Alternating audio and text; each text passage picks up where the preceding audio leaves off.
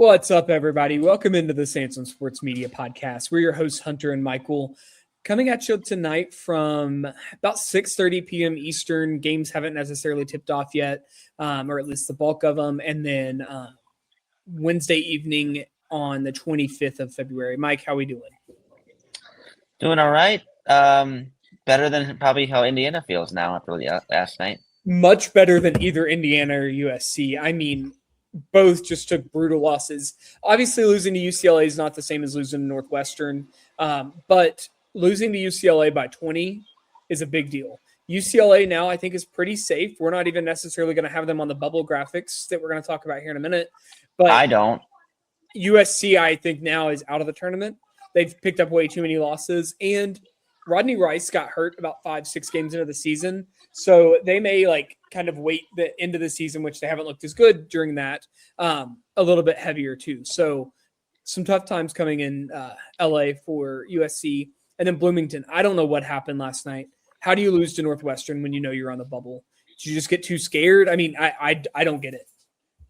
It just felt like they let Northwestern hang around for too long. And then all of a sudden, maybe shots do get a little heavy at the end. Yeah. And they had a chance at the end to, was it a foul? Was it not? It looked like it probably was, maybe. It was absolutely a foul, but go ahead.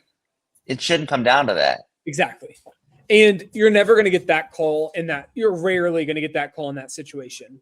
I see that happen pretty frequently, especially at the mid-major level, and rarely does it ever even get called. Yeah, it's a foul, but they're not calling that because you're trying to draw a foul at that point. I remember he was going to have to hit 3 free throws in a row just to tie the game. It wasn't like it was 3 to win and 2 to tie. It was 3 to win or 3 to tie. Exactly. I don't know how good of a free throw shooter he is, but yeah. I don't have his numbers in front of me, but I would not. Those are pressure free throws. You're not making all three. All right. What has impressed you the most over the last week and a half here? What or who? UCF, their win yesterday over BYU, I thought was impressive. Yep. I think for the most part, Miami's been pretty impressive lately. I would Miami, also Florida? Add, yes, okay. Miami, Florida. Yeah, I forget we still have to differentiate here. And Missouri, another big win last night. They're not quite there yet because the schedule remaining is pretty tough, but they're in pretty good shape. I would argue another win probably makes them feel pretty good, especially if it is a good win, especially if they could do something away from home. 2 more wins probably gets them into the tournament, though. I mean, they've already got a pretty good win away from home, at least one, if not 2. Yeah, but Kentucky, pick it up, yeah, wins away from home are that gold standard that I'm always going to say I want more of. That's just me being difficult. But Missouri, 19-9, they've got 5 Q1 wins. I'm putting an Ohio State team in with 1 Q1 win and a 10 Q1 losses. Oh, they have a Q1 win now? Yeah, Northwestern. They must have gotten that. Indiana. Oh, yeah. Exactly. So Missouri, we'll start with them at Mississippi State, at Oklahoma, and then home against Arkansas. If they beat just Mississippi State, lose to Oklahoma, lose to Arkansas, they're probably going to get in, but they're probably going to be in Dayton, or maybe in Dayton. It'll be kind of sketchy. Especially with their predictives. Exactly, yeah. If they would win both Mississippi State and Oklahoma on the road, they could lose to Arkansas by 30, and I would have them in the tournament. I think they could either beat Arkansas or the other 2. Yes, I would agree with that. And Arkansas's at home. It's senior night. It'll have a little bit of juice. It'll be fun. You never know what happens. Yeah. With that, let's transition over to our birth watch. This is obviously mine. Mike, I know you're probably going to be a little different, but I've got 6 ACC locks, 5 Big Ten locks. Sorry, 6 Big Ten locks. I can't count. 6 Big 12 locks, 3 in the Big East. 6 again, I can't count in the SEC, and then 1 Power 5 team. What are your thoughts? So, first off, you have 7 locks for the ACC. Duke, Virginia, North Carolina, Clemson, looks like Louisville, NC State, and Miami. Yep. Math is not my strong suit. We've been over this. And that's interesting. That Clemson's a lot for you because I struggled to keep them above good shape right now. I hate every bit about locking Clemson, but here we are. One more win and I'll feel okay, but I probably locked them a game early and now they've been locked. To be fair, I did lock them like with Louisville and UNC at that time. It was before this losing streak. Welcome to your Providence. Yes. I mean, they obviously better beat Georgia Tech. But if that's their only win between now and Selection Sunday, I'd still be kind of worried. Fair. I mean, what is their best win? Georgia? Yeah. Yeah, it's not looking great. I'm Providencing hard. For those of you that don't know, Mike locked Providence a couple years back, and then they decided to lose every game from there to eternity. And Mike hated his life for a little bit there. Welcome to the reason why I haven't locked Villanova yet. Villanova's not missing the tournament. Point blank. I don't think so either. But that being said, Louisville, North Carolina, Georgia Tech are the 3 games for Clemson. Yes. If they win 2, they're clearly safe. Yes. If they beat either Louisville or North Carolina, they are in the tournament, no questions asked. Now, if they lose to North Carolina and Louisville by, like, let's say 15 each or something, I'm going to be really concerned. Yeah. I think they're fine. Their best win, Georgia on a neutral is probably their best win in air quotes. It is. They won at Stanford and at Cal. They won at home against SMU. So there's 4 Q1 wins there. I'm not super concerned about them yet because they do have those 4 Q1s. And again, we're putting in teams with 0-1. But I might see them in Dayton for the first 4. Maybe. I just don't know that those wins are that much better than, say, some of the Q2 wins that other teams have that are right on the line of it. That's completely fair. Especially, I mean, you look at Ohio State, who we've kind of dogged here. They do have the win over USC. They've got the wins over Wisconsin. So I could see that being an issue. One thing I will say, though, is having that win over SMU, the win over Georgia, the win over Cal on the road, all 3 of those are teams that are in that bottom half of the bracket or on the bubble. And the head-to-head, like common opponent type of situation might come into play a little bit there. So I feel good about it, but I could feel better. I will say that. And I feel pretty good about SMU now. Yeah. I didn't want to move them. So a couple of these teams, like you look at SMU, Iowa, and UCF, honestly, all might be 1 game away from getting locked. Yeah. But I didn't necessarily want to just jump them like knee-jerk. I wanted to see how the rest of today plays out and then go from there. But they're all 3 pretty close and pretty safe. A 2-2 finish for SMU, and they're going to be in. Oh, easily, yes. Virginia Tech, they might have to win all 3 of these games. Yeah. For SMU, with the U.S. Bank Split World MasterCard, you can pay later on every purchase. Excuse me, I'm sorry about that. I don't know if you could hear it, but Capital One wanted to get some free advertising in. What else is new? Exactly. What's in your wallet? SMU's wallet has at Cal, at Stanford, the next 2 games here, at Cal being tonight. And then they've got Miami, Florida at home, and then they're at Florida State. If they would somehow go 0-3 in their next 3, going to Florida State's going to feel like a definitive, like, bubble, like, catastrophic type of game for them. Because are you talking about for SMU? Yeah. Oh, okay.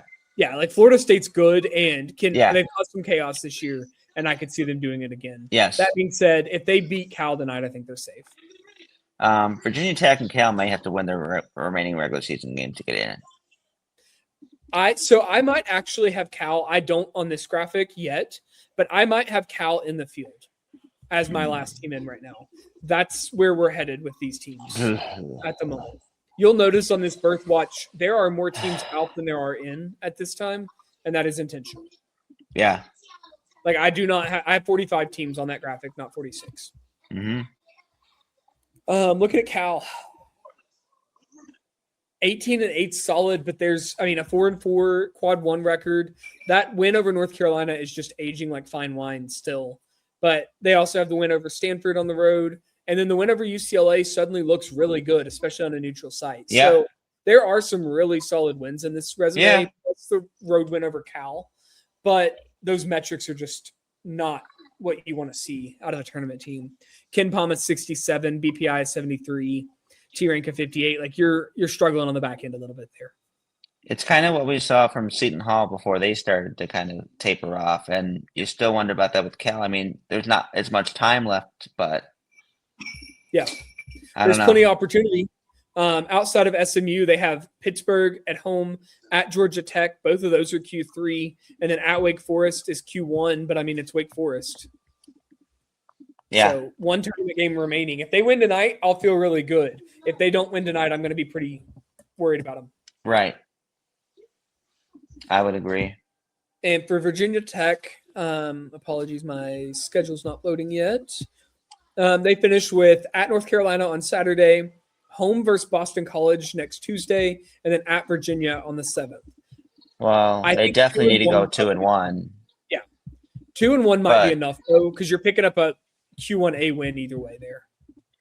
I do think they're going to have to go 3-0 to be a lock going into the ACC tournament. Oh, 100%. I don't know that I would lock them, to be fully honest.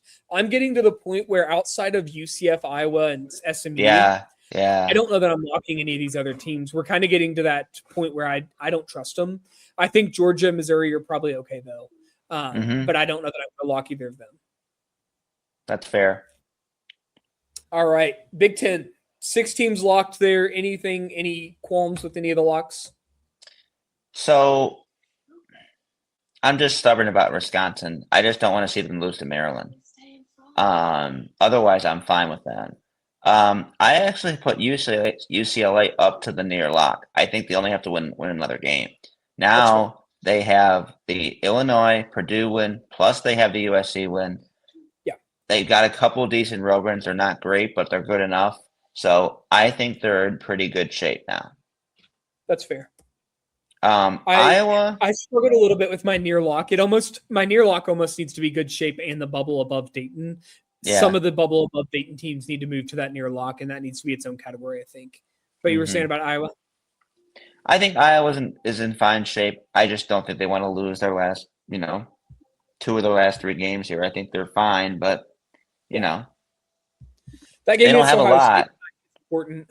Yeah. There's not a ton on the resume, but there's enough to where I don't think it'll be looked at super heavy until they take another loss to a Ohio State or at Penn State or something. But you close with Michigan and Nebraska, you can lose both of those and be fine. Indiana, who now is probably out of the field as you have them, they might have to win their last 3 games now to get in. I think they do. And it's more just when you really peel back that resume, there are 4 wins in quadrants 1 and 2. And I'm sorry, but that just doesn't inspire anything for me. And people ask, people have been really upset today why I have Ohio State over Indiana. And they're not 5. They're not 4-11. Yeah, exactly. They are. I think they're 7-10. It's not great, but it's serviceable, especially when you add in the Q3 records. But you're still at a losing record in Q1 through 3, even with Indiana, and 6 of those are quadrant 3 games. So I'm not comfortable on them. There was a lot of chatter that I thought was premature before they lost last night about them being out, and now I'm like, yes, they are clearly out of the field. Yeah. Big 12. Sorry, go ahead. Anything else you wanted to mention on the Big 12? I was just gonna say, even Indiana beating Minnesota isn't going to do much for them. Beating Michigan State at home, it will, but it's still a home game, and then they got to play Ohio State on the road. Yeah, I think so. Yeah. Moving to the Big 12, I have the same teams locked as you do. I did lock BYU. They do have the bad or the injury issues, Saunders and Toppin and everybody, but at the same time, BYU beat Iowa State without him. Texas Tech still looks amazing without Toppin. So I don't think there's any concern. They might get punished. BYU especially might drop a seed line, but I don't think Tech will have any issue at all. So because BYU has struggled to get the kind of wins that they need to get to begin with. Yeah. So I don't know how much of a difference it makes. Tech got some really big wins, and they've got a couple decent since Toppin got hurt. So I'm not too concerned about that. They may not even get docked seed-wise at all. I don't think. I could see a scenario, depending on what BYU does, where they could find themselves in the 8-9 game. If they lose out, I think the 8-9 is a real possibility. UCF, as long as they don't lose their last 3 games, they're in.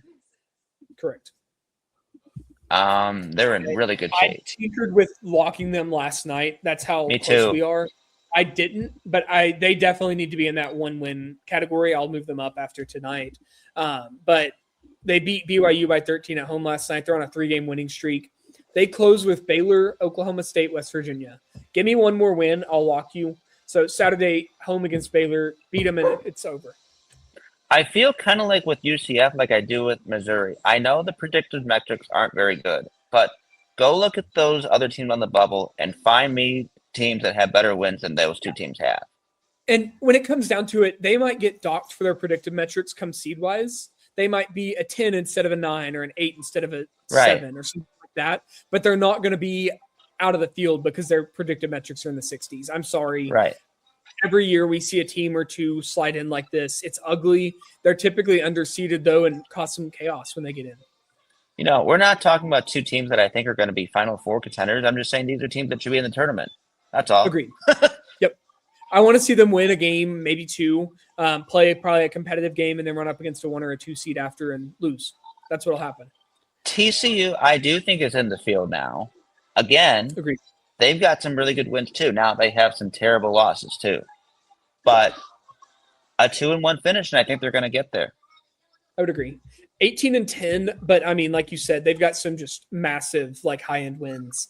Iowa State, Florida, Wisconsin. Those are 3. I mean, that's probably the 3 best wins along the true bubble that there are right now. Looking at Ohio State, USC, Auburn, none of them have wins like that. So completely agree. Well, Auburn has the Florida win, but they don't have what's behind the Florida win. That's when it tapers off. So TCU St. John's, exactly. So I mean, Florida and Iowa State being the 2, and then Wisconsin being the 3rd. That's pretty good. The only thing with TCU is they still have the Utah and the New Orleans loss. But New Orleans just ended. New Orleans just ended Stephen F. Austin's winning streak. So.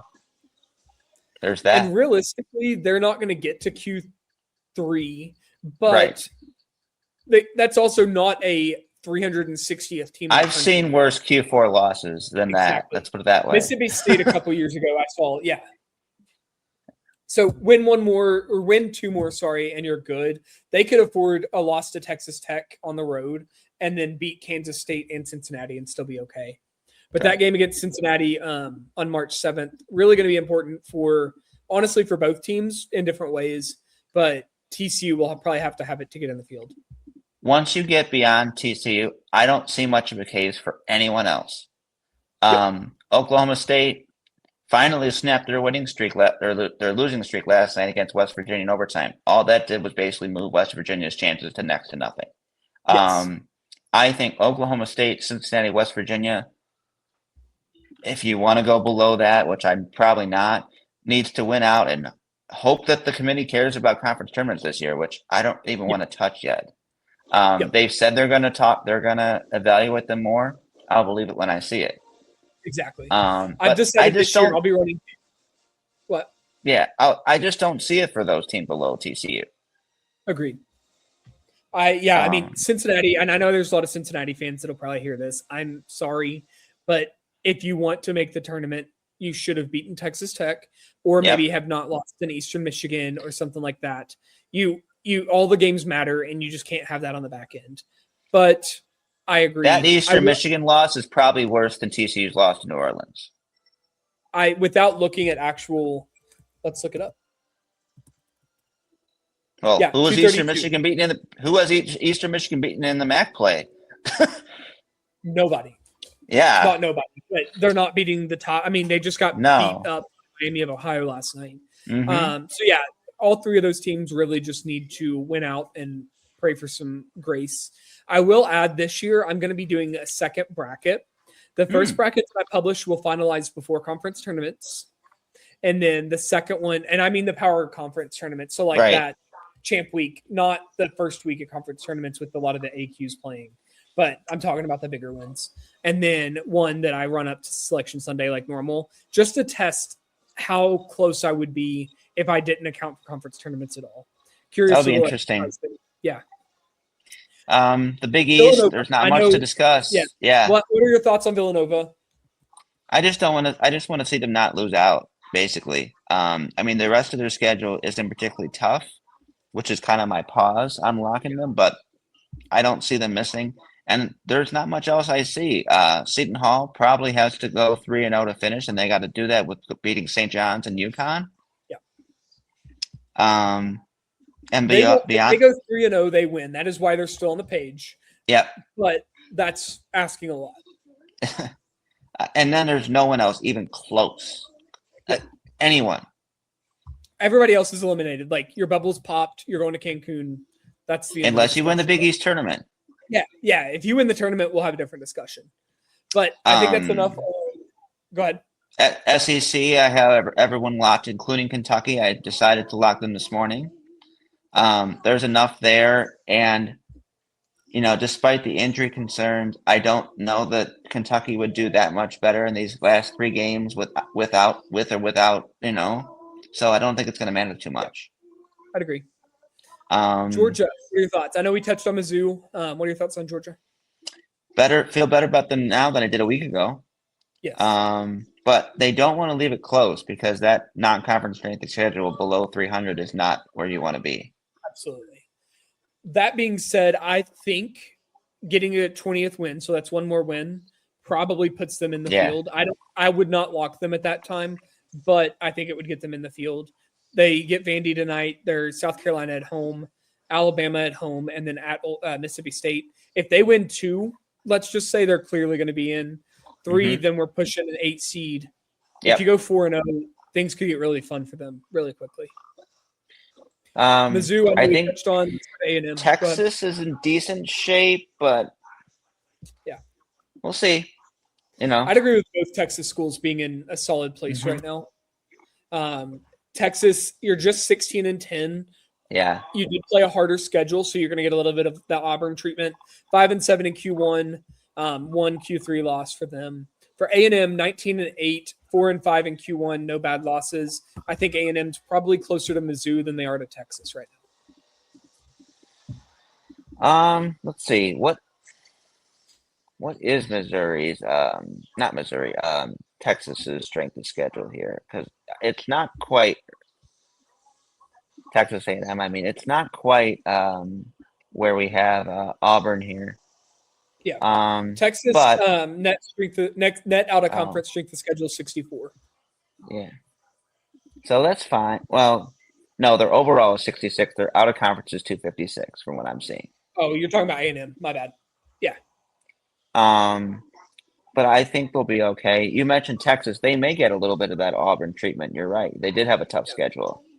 Not quite as tough, but they're also not 15-13. They're 16-10. Right. So my suspicion is that Texas goes 2-2 down the stretch. They're going to be in and pretty comfortably. Yeah, I would agree. I felt that way all along. When we get to Auburn, okay, the only way they're getting to be locked before the SEC tournament is if they win these last 3 games. Yep. They will be in if they do that. Agreed. If they only beat LSU and was it Ole Miss? Ole Miss at home and then lose to Alabama, things could get hairy quickly. I mean, they're 15-13 right now. So let's say 17-14. I will not. That's a Dayton team to me if we're going to put them in the field. And I want to reward strong non-conference strength of schedules. This is the one time that I'm probably okay with putting a 17-win power conference team in over, let's say, a VCU or a San Diego State or something, because Auburn's scheduled like they were going to be a 1 seed, like a Michigan or a Duke this year, and they're not. So that's not necessarily completely their fault, especially with the abrupt retirement of Bruce and everything. I'll give them a little bit of leniency. And it was pretty clear the first game of the season when they almost lost to Bethune-Cookman that this was not what they thought it was going to be. Yes, exactly. And it's kind of almost been an uphill fight ever since then. Yeah. But if there is going to be a 17 and 15 team that's going to get in, it will be them. Yep. No one else. Period. Even Agreed. Texas, as good as their schedule is. It's not nearly. I mean, we're still talking 50 spots different than what between Texas and Auburn, and significant difference there. I agree. Only thing about Texas is there is a non-D1 game on their schedule. Yeah. So they can close the regular season 17 and 13 instead of 17 and 14. Yep. For whatever that's worth. Could be worth something. Agreed. Looking at moving over to go ahead. The non-Power 5 teams. Yes, sir. Okay. Gonzaga, obvious, lock. Done. Been the lock for really a while, but, you know. Tough loss last night for St. Louis. They were behind pretty much that entire game. November Dayton showed up. Yeah. Yeah, they came out ready to go. St. Louis now, though, I mean, 24-3. They've lost 2 of their last 3. I have genuine concerns that this is a team, and I can't remember who did it last year, but where the coach is already, and I don't want to speak illy of Shirts, but is he starting to look elsewhere and that's causing issues? Cincinnati? I could be wrong. He may not be. Cincinnati, I've heard Providence. I've heard all of these different things, but is he doing that? Or is this team just finally like finding their level a little bit? Either way, they're still a 7 seed, 8 seed type of team right now. But do not take a bad loss coming down the stretch here. Highly recommend beating Duquesne and Loyola. Yeah. Chicago, Yeah.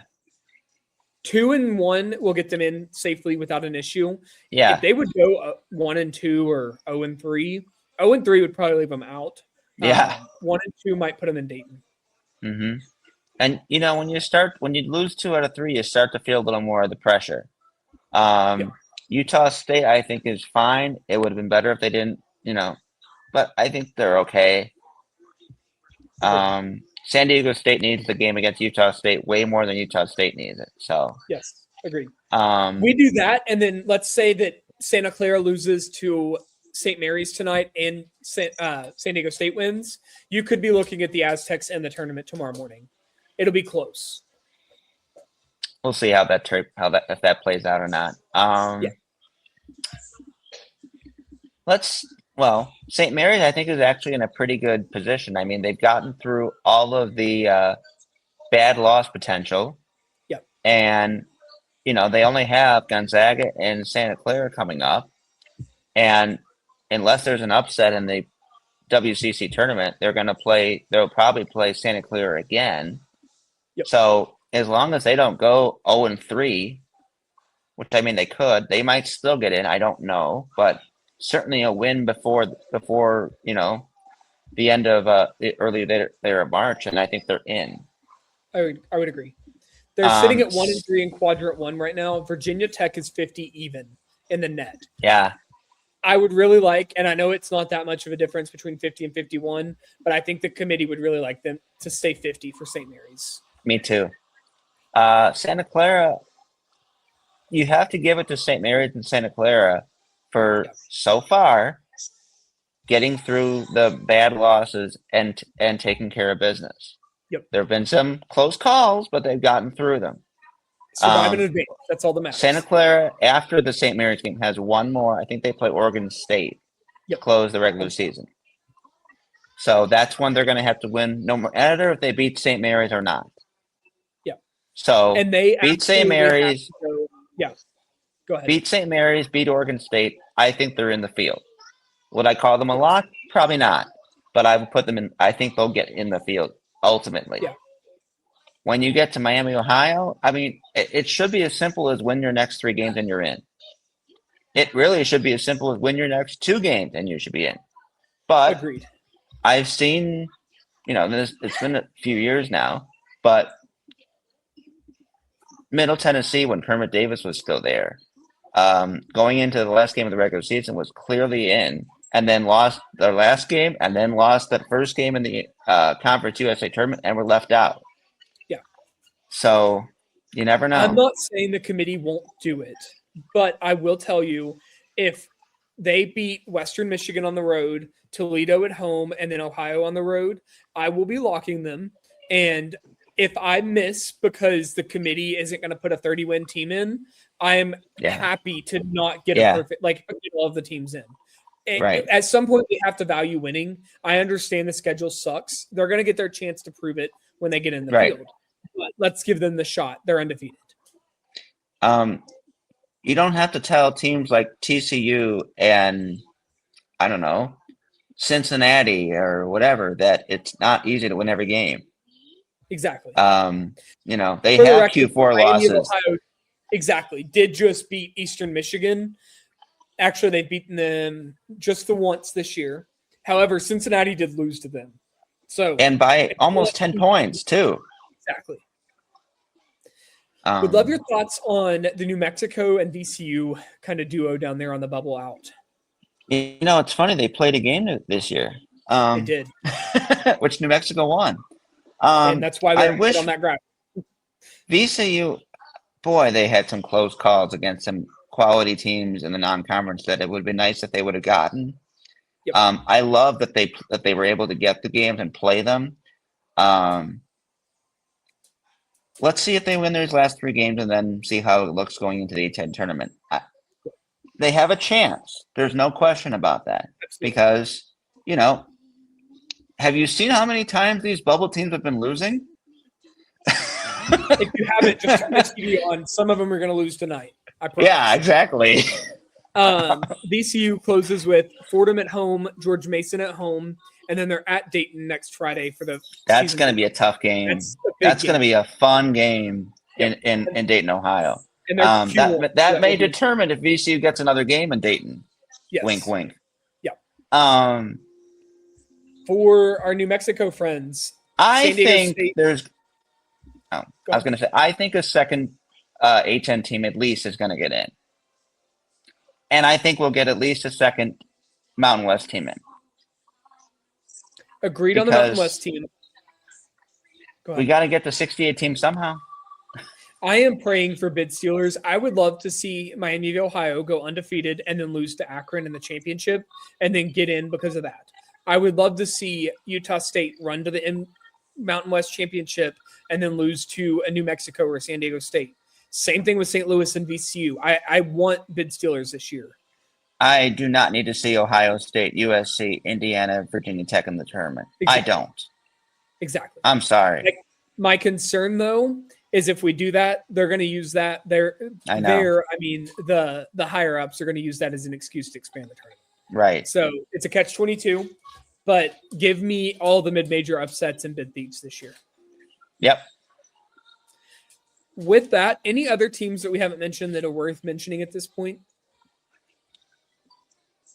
I think we've hit on all the teams that I don't think Nevada and Grand Canyon, they're still on the graphic, but they're done. I need to take them off.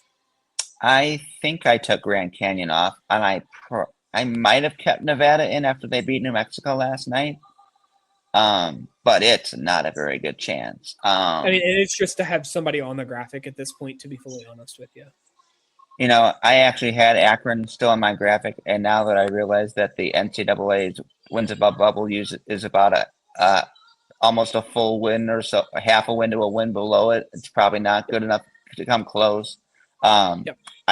Stephen F. Austin's lost last night. If they had any chance, they're done. McNeese, the only way they're going to be in a large team is if they lose again, and it's going to, unless it's to Stephen F. Austin, it's going to be a bad loss. Exactly. So if they lose again, they're not. Belmont might have a shot. Maybe. Belmont's one of those fun teams that I feel like nobody's really talked about yet, but they'll probably show up on my graphic tomorrow morning, but they're still a long ways out, and it's still going to be. And I'd love to talk more about these non-Power 5 teams, but it's in one of those years where a bunch of them went, like, you don't have James Madison going out and beating Michigan State to open the season. Yeah. And until we get that back, or I'm sure it'll happen next year, we'll have some better schedules. We'll have some upsets. It'll happen. I hope so. at least this year, it's been a lot of chalk in a lot of those power conference teams, unfortunately. Yeah. With that, guys, we're sitting about 35 minutes. We've gone through every team that really has a shot at this point. Please let us know in the comments what you want to see next. If you want us to dive into a certain conference deeper or anything like that, we're happy to do it. But other than that, guys, we will be back probably on Saturday morning, if I had to guess, and we'll go through all of this and kind of discuss some resumes and pick them apart a little bit. We may know more by then. Exactly. I'm sure. Thanks, everyone.